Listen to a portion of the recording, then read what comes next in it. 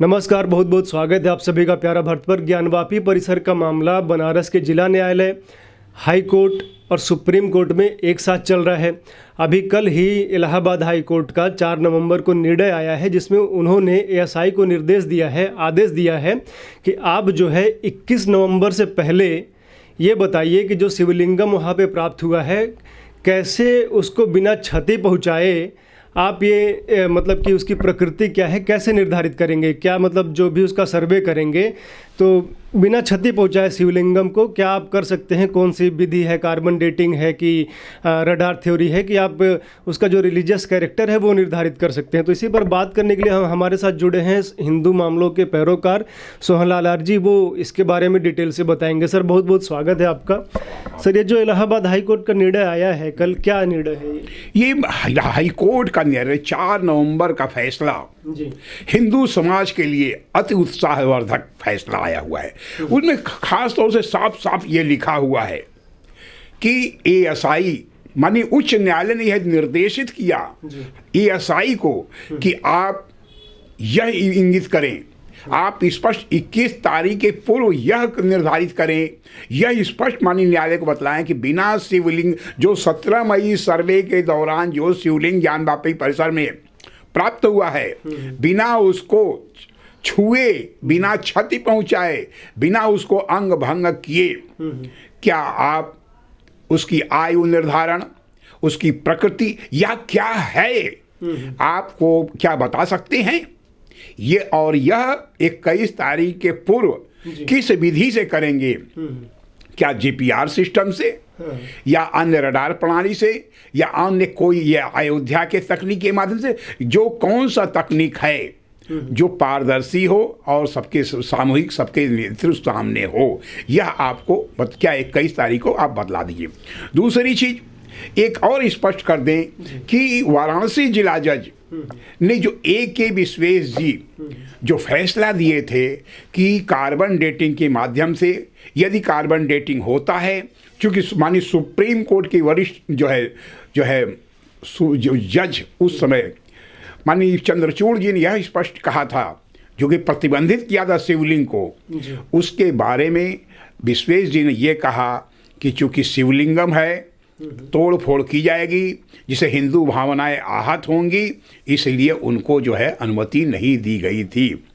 इसी के खिलाफ, इसके रिवीजन के खिलाफ हमारे हिंदुओं के प्रसिद्ध अधिवक्ता सुप्रीम कोर्ट के माननीय विष्णु शंकर जैन जी, हरिशंकर जैन जी रिवीजन हेतु हाई कोर्ट में गए। रिवीजन संख्या 114/2022 है।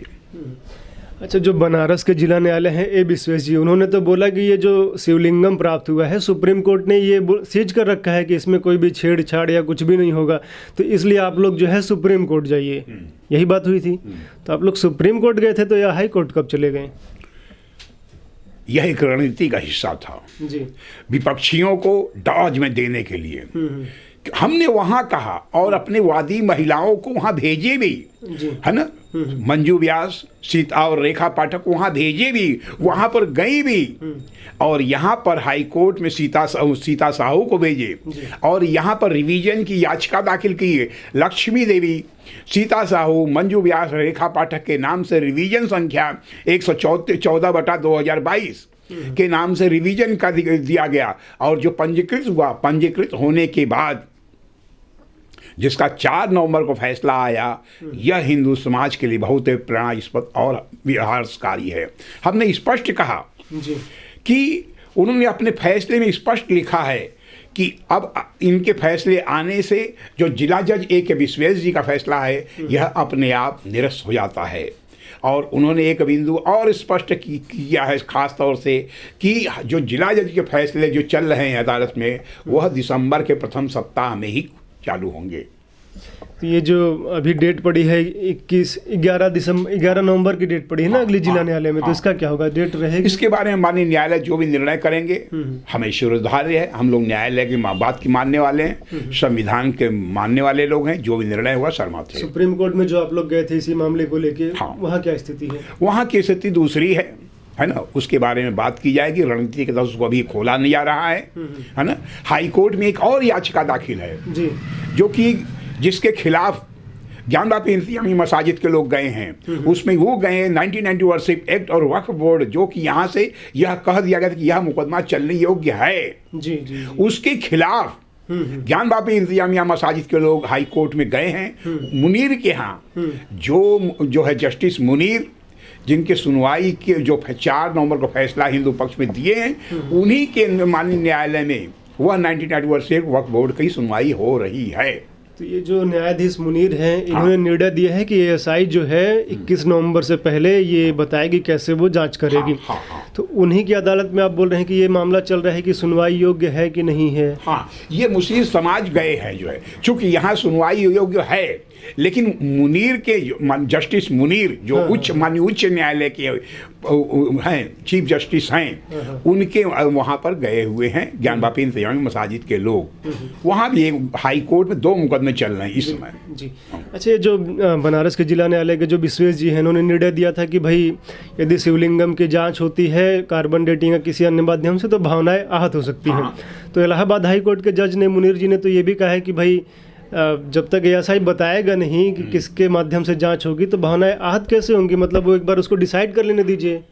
यही बात है। देखिए, हम माननीय विश्वेश जी, चूंकि माननीय न्यायाधीश के बारे में हम कुछ भी कहने से परहेज करते हैं। हम लोग माननीय न्यायाधीश हमारे लिए सर्वोपरि हैं, पूजनीय हैं, लेकिन फिर भी कहना चाहते हैं जी कि माननीय न्यायाधीश महोदय को, माननीय विश्वेश जी को कम से कम एक एएसआई को बुलाना तो चाहिए। हाँ। जो कि नहीं बुलाए, अपने से यह निर्णय दे दिए कि जो है भावनाएं आहत होंगी।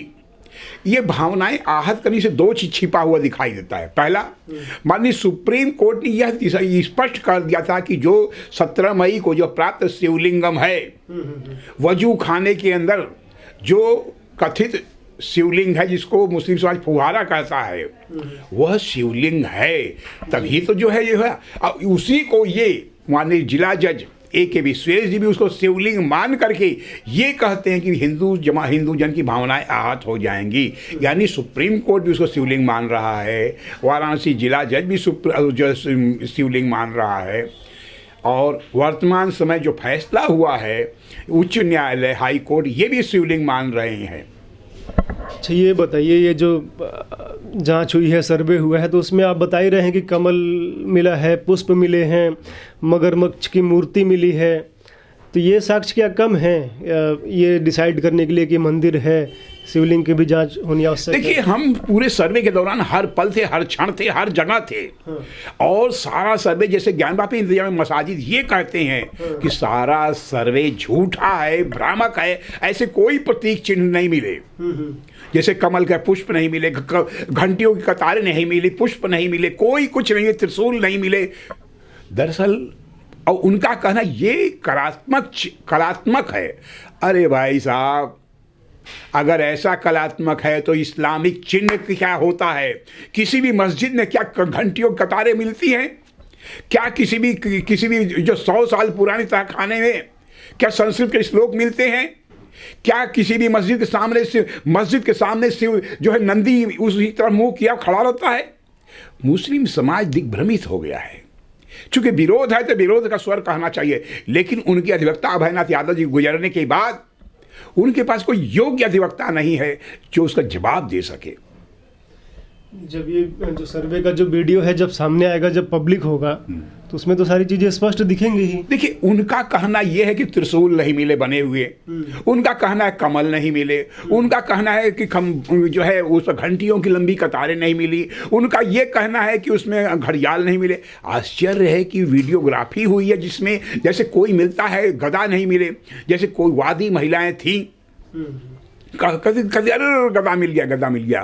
तो वहीं पर मुस्लिम अधिवक्ताओं को बुलाया जाता था, हिंदू अधिवक्ताओं को बुलाया जाता था, हिंदूवादी को बुलाया जाता था, मुस्लिम वादियों को बुलाया जाता। ये कहता कि देखिए ये गदा है तो कहते थे हाँ, मुस्लिम अधिवक्ता कहते थे हाँ, मुस्लिम वादी कहते थे हाँ, और हिंदूवादी कहते थे हाँ, हिंदूवादी अधिवक्ता भी कहते थे हाँ। तब उसकी नाप जो प्रशासन के नियुक्त द्वारा जो कर्मी थे, जो लेखपाल टाइप के थे, जो इंजीनियर थे वह उसका नाम जो किया करते थे पूरी, और बगल में हम लोग के जिलाधिकारी और कमिश्नर गणेश दीक्षित भी हुआ करते थे। उनकी उपस्थिति में, उनके निर्देशन में ये सब कार्य हो रहा था, और उनका सब फोटोग्राफी है, वीडियोग्राफी है, साफ साफ देखा जा सकता है। आखिर वो क्यों कह रहे हैं हमको समझ से परे है। हिंदू पक्ष की तरफ से कौन कौन गया था और मुस्लिम पक्ष की तरफ से कौन कौन गया था? मुस्लिम पक्ष से 5 लोग थे। कौन कौन थे? रईस अहमद अंसारी थे और अधिवक्ता थे, हम बता नहीं पा रहे हैं जो है। यासीन भी थे क्या? नहीं, यासीन महासचिव यासीन जी नहीं थे उसमें जो है।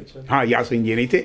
हम लोग की तरफ से जो है हरिशंकर जैन जी थे, विष्णु शंकर जैन जी थे, सुधीर त्रिपाठी जी थे, सुभाष नंदन चतुर्वेदी थे और उनके जूनियर थे, और वादी सभी वादी चारों महिलाएं थी, और भी कई जो है वो वादी पक्ष के लोग थे जो है। मैं स्वयं पैरोकार सभी मुकदमे, हिंदू मुकदमे के पैरोकार की दृष्टि से मैं स्वयं उपस्थित था। अच्छा बताइए, जो अभी जो ज्ञानवापी का मुद्दा चल रहा है, इसमें तो कई पुस्तकों में उल्लेख मिलता है। मासरे आलमगीरी में सुनते हैं कि स्पष्ट लिखा हुआ है कि औरंगजेब के आदेश पे तोड़ा गया है, तो क्या ये कोर्ट में मान्य नहीं होगा? देखिए, उनका कहना है ये बाद में जोड़ा गया। असल सच्चाई क्या है, आपका यह प्रश्न बहुत ही व्यापक है और जानकारी देने लायक है। हम सोच रहे हैं कि पूरे हिंदू जनमानस को एक सच्ची जानकारी दे दें, और यह कहना वाजिब भी है। आखिर मतलब कि औरंगजेब ने काशी विश्वनाथ मंदिर क्यों तोड़ा, यह अलग बात है कि 10वीं सदी में तोड़ा गया, 12वीं में तोड़ा गया, अन्य में तोड़ा गया। पहली बार औरंगजेब ने नहीं तोड़ा, लेकिन औरंगजेब क्यों तोड़ा? औरंगजेब का सगा भाई, औरंगजेब का सगा भाई जो है, जो संस्कृत का भी जो है, कमलापति त्रिपाठी के पूर्वजों की तरह संस्कृत सीखा करते थे जो है, उनके पूर्वजों से जो है। और सीखने के कारण वह औरंगजेब नाराज हो गया जो है, और यह ज्ञानवापी का जो मुक्ति मंडप है उसी में बैठ के कुरान को बिल्कुल संस्कृत में लिखा करता था। सारे जो मुस्लिम इतिहास, उर्दू के इतिहासकार हैं जो उनको जो है उनको पूरा में उर्दू में लिखा करता था, जो उर्दू को संस्कृत में लिखा करता था, जिसके कारण उसके अहलमदार, मतलब उसके जो ज्ञान जो औरंगजेब के हैं शुभचिंतक, अहलमदार मतलब शुभचिंतक, वहाँ पर जाकर कहे कि आपका सगा भाई, हालांकि नाम अभी हमको याद था, अभी भूल रहे हैं। हाँ, दारा शिकोह जो है, क्षमा करिए, जो है दारा शिकोह, और ऐसे ऐसे कर रहे हैं जो वहाँ पर संस्कृत पढ़ाया जाता है, और आपके जो कुरान है उसकी भाषाओं का जो इंटरप्रिटेशन करते जो उचित नहीं है। इसी से नाराज होकर के औरंगजेब फतवा जारी करता है ज्ञानवापी तोड़ने के लिए, मंदिर को तोड़ने, और दारा शिकोह को बुलाया और उसका कलम कर करके वह जो है गला काट करके शाहजहां, जो कि लाल किले में उसमें कैद था, वहाँ पर शाहजहां के सामने पेश किया। कहने का तात्पर्य है कि एक कारण ये भी था ज्ञानवापी मंदिर को ध्वंस करने का। अच्छा, बनारस के मुसलमानों से बात करेंगे तो आप एक चीज़ ये भी सुने होंगे ज्ञानवापी के विषय में, वो कहते हैं कि कोई राजा रानी आई थी, मंदिर में गई थी तो ब्राह्मणों ने अत्याचार किया था। इस तरह की बातें यहाँ के मुसलमान। देखिए, 2 चीज़ें स्पष्ट करती, यह ऐसी कहीं कोई बात नहीं है। यह हिंदू समाज को भरमाने के लिए, हिंदू समाज विघटन पैदा करने के लिए, और जातीय जो हिंदू समाज का है, ब्राह्मण क्षत्रिय वैश्य शूद्र में विद्वेष करने के लिए, उनमें लड़ाई लगाने की भावना के लिए उन्होंने ऐसा किया, इसलिए हमारा ध्वंस हुआ। ऐसा कोई बात नहीं। हाँ, और बता दें, जोग्राफिया जिला वाराणसी, पृष्ठ नंबर 27, जो कि कक्षा 6 में पढ़ाई जाती है मुस्लिम के मदरसे में, ध्यान दीजिएगा, इसको हमने प्रतिबंधित करने के लिए उत्तर प्रदेश सरकार को पत्र लिखा। उसमें गांडीव के संपादक डॉक्टर भगवान दास अरोड़ा जी हुआ करते थे। ये घटना आज की नहीं बतला रहे, आज से 15-20 साल पहले ही बतला रहे हैं। अच्छा।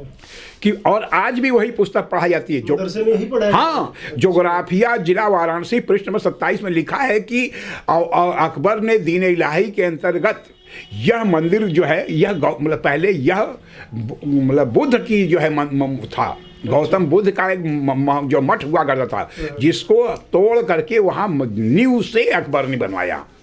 इसीलिए जब डिबेट होता है उसे बार बार ये कहते हैं जो है कि जो है दीन इलाही के अंतर्गत औरंग जो है अकबर का बनाया हुआ ये है। यही कारण है आज भी हम उस पुस्तक को जब्त करने के लिए उसमें कहे थे। हमारे पास अखबारों में छपा हुआ वह लेख भी है, हमने उत्तर प्रदेश सरकार को दिया था, रजिस्ट्री किया था, वह पत्र भी हमारे पास है। और उसको संपादक डॉक्टर भगवान दास अरोड़ा जो गांधी के संपादक थे, बेचारे गुजर गए जो है, उनके द्वारा संपादकीय लिखा हुआ वह पत्र भी हमारे पास है, हम अभी भी दिखा सकते, बिना एक क्षण गवाही हमारे बगल में ही रखा हुआ है। कहने का तात्पर्य गलत साहित्य मुस्लिम समाज द्वारा पत्र देने के कारण, मदरसों में पढ़ाए जाने के कारण, इसीलिए डिबेट में भी वो उसी पर अड़ जाते हैं और हमारे जाति विद्वेष के पैदा करने के कारण ये कहते हैं कि जो है औरंगजेब का सिपाह जो है सेनापति यहाँ आया, उसकी रानियाँ नहाने के लिए आई, सभी रानियाँ तो चली गई लेकिन एक रानियाँ नहीं आई। ये पता लगा कि उसकी दूसरी रानी जो है गर्भ जो है विश्वनाथ मंदिर, विश्वेश्वर महादेव मंदिर खाने में वहाँ नेकेड थी, वह रो रही थी। यहाँ जब उसके सेना के लोग गए तो कारण बताया गया कि ऐसा यहाँ के पंडितों ने कुकर्म किया, जिससे और उन्हीं से औरंगजेब ने उसी को ज्ञान सिंह नाम का कहा जाता है, ज्ञान सिंह सेनापति को कहा कि तुम खुद जाओ और तोड़ो, तो पहला हथौड़ा उसने खुद मारा था, जबकि ये बात सारी गलत है। औरंगजेब ने तो हजारों मंदिर तोड़े हैं। हाँ। बनारस में कई सारे, बिंदु माधव का मंदिर भी तोड़ा है, मथुरा का भी औरंगजेब ने ही तोड़ा है। तो सब जगह यही कहानियां, मतलब तो कितनी कहानियां हैं। और दरअसल ज्ञानवापी, दरअसल ज्ञानवापी हिंदू समाज का नाम है। ज्ञान माने ज्ञान मुस्लिम शब्द नहीं है। अगर होता तो तहजीब होता, वापी कुएं का नाम है। जबकि शंकर भगवान स्वयं काशी में आए माँ पार्वती के साथ, उन्हें जब प्यास लगी तो त्रिशूल से करके के पानी निकला, वहीं पर वापी बना। वापी माने कुआं, जिससे माँ जो है पार्वती को प्यास बुझाई, तो ये ज्ञान वापी बना। और अगर मुस्लिम समाज कहता है कि हमारा ज्ञान वापी हमारा है, तो ज्ञान शब्द हिंदू शब्द है। पूरे कुरान में, पूरे उर्दू में, पूरे इस्लाम में ज्ञान शब्द कहीं नहीं मिलता। अगर होता तो तहजीब लिखता। ज्ञान का मतलब तहजीब होता है या कोई और शब्द इस्लाम का होता है, ज्ञान तो हो ही नहीं सकता है। इसीलिए मुस्लिम समाज पूर्णतया भ्रमित है और उसकी तो यह जो रवैया है हिंदू समाज को षड्यंत्र करने का, भरमाने का, लटकाने का और भ्रमित करने का, यह उसके रीति नीति को हम जानते हैं, मानते हैं, पहचानते हैं। जी सर, बहुत बहुत धन्यवाद आपका हमसे बात करने के लिए। इससे यही समझ में आ रहा है कि मुस्लिम समाज जो है भ्रमित भी नहीं है, वो जानबूझ के हिंदुओं की जो भावनाएं हैं उनका अपमान कर रहा है। औरंगजेब ने इसीलिए मंदिर को तोड़ के, उसके पूरा मंदिर नहीं तोड़ा, उसके ऊपर मस्जिद का निर्माण करा दिया कि जो भी आने वाली पीढ़ियां होंगी इसको देखेंगी तो उन्हें एक अपमान के भाव का अनुभव होगा। और सर्वे में भी सारी चीज़ें मिल गई हैं। फिर मुस्लिम समाज अब ये कहने लगे कि भाई मस्जिद में नंदी भी होते हैं, मस्जिद में कमल भी होते हैं, मस्जिद में शंख भी होता है, ओम के भी निशान मिले हैं, तो ये स्वास्तिक भी मिले हैं। तो फिर ये किस मस्जिद में मिलता है ये तो वही जानेंगे। इस पे पूरे देश को, समाज को समझना पड़ेगा कि किस तरह के गंगा जमुनी तहजीब है, भाईचारे की बात होती है, तो क्या यहाँ बनारस और ज्ञानवापी के विषय में हो रहा है। आप लोग जुड़े रहिए, देखते रहिए प्यारा भारत। धन्यवाद आप सभी का।